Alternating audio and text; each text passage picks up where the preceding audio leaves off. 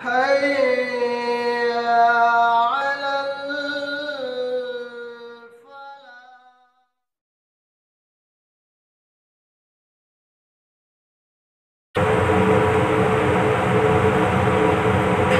بسم الله والصلاة والسلام على رسول الله وبعد.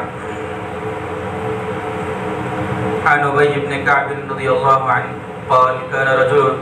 لا أعلم رجلا أبعد من المسجد منه وكان لا تخطئه صلاة. قال فقيل له أو قلت له لو اشتريت حمارا تركبه في الظلماء وفي الرمضاء. قال ما يسرني أن منزلي إلى جنب المسجد إني أريد أن يكتب لي ممشاي إلى المسجد ورجوعي إذا رجعت إلى أهلي. فقال رسول الله صلى الله عليه وسلم قد جمع الله لك ذلك كله. رواہ مسلم. امام مسلم رحمۃ اللہ علیہ نے اپنی کتاب صحیح مسلم کے اندر اس روایت کو نقل فرمایا. حدیث کے راوی حضرت ابی بن کعب رضی اللہ تعالی عنہ فرماتے ہیں کہ ایک آدمی کا گھر مسجد نبوی سے بہت زیادہ دور تھا اور مجھ کو معلوم نہیں کہ اس آدمی کے گھر سے زیادہ کسی کا گھر مسجد سے اتنا دور ہوگا. اور وہ آدمی کوئی بھی نماز مسجد نبوی کے اندر چھوڑتا نہیں تھا، ترک نہیں کرتا تھا، یعنی اس کی کوئی نماز مسجد نبوی میں چھوٹتی نہیں تھی اللہ کے نبی صلی اللہ علیہ وسلم کے ساتھ. ابی بن کعب رضی اللہ عنہ فرماتے ہیں کہ ان سے کسی آدمی نے یا میں نے ہی ان سے ایک مرتبہ یہ کہا کہ لو اشتریت حمارا ترکبوه فی الظلماء وفی الرمضاء، کہ اگر آپ ایک گدھا سواری کے لیے اگر لے لیں گے تو اس کی مدد سے اس پر سوار ہو کر آپ رات کی تاریکی کے اندر یا گرمی کی شدت کے اندر اس پہ سوار ہو کر آپ مسجد نبوی کو آنے میں آپ کو آسانی ہوگی. لیکن اس شخص نے کہا کہ میرے نام اعمال میں میرے لیے یہ پسند ہے، میں یہ پسند کرتا ہوں کہ میرا گھر مسجد سے قریب نہ ہو. کہا کہ ما یسرنی ان منزلی الی جنب المسجد، میں یہ پسند کرتا ہوں کہ میرا گھر مسجد سے دور ہو. انی ارید ان یکتب لی ممشای الی المسجد، اور میری یہ خواہش ہے کہ میں دور سے مسجد کی طرف چلتے ہوئے آؤں اور میرے چلنے کی نیکیاں میرے نام اعمال کے اندر لکھی جائے. ورجوعی اذا رجعت الی اہلی، اور جب میں مسجد سے نماز پڑھ کر اپنے گھر کو لوٹوں تو میرے گھر کے لوٹنے کی یہ نیکیاں بھی میرے نام اعمال کے اندر لکھی جائیں. اللہ کے نبی صلی اللہ علیہ وسلم کو جب اس کے بارے میں پتہ چلا تو آپ صلی اللہ علیہ وسلم نے فرمایا کہ اللہ نے تمہارے لیے اس اجر کو جمع کر دیا. امام مسلم رحمۃ اللہ علیہ نے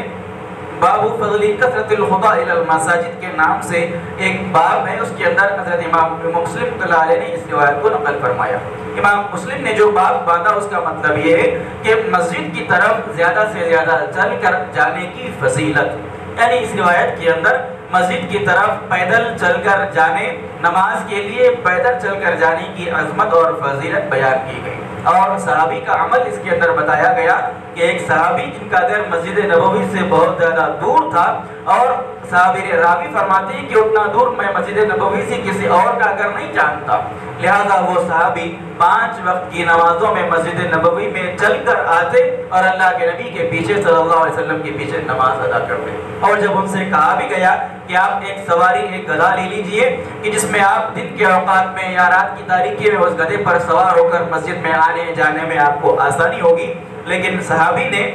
ان کی صحابی کی عظمت اور نیک اور خیر کے کام میں ان کی سبقت کی جو ان کے لیے حرص تھی، اس حرص کی روشنی میں انہوں نے کہا کہ میں یہ خواہش بھی نہیں کرتا کہ میرا گھر مسجد سے قریب ہو،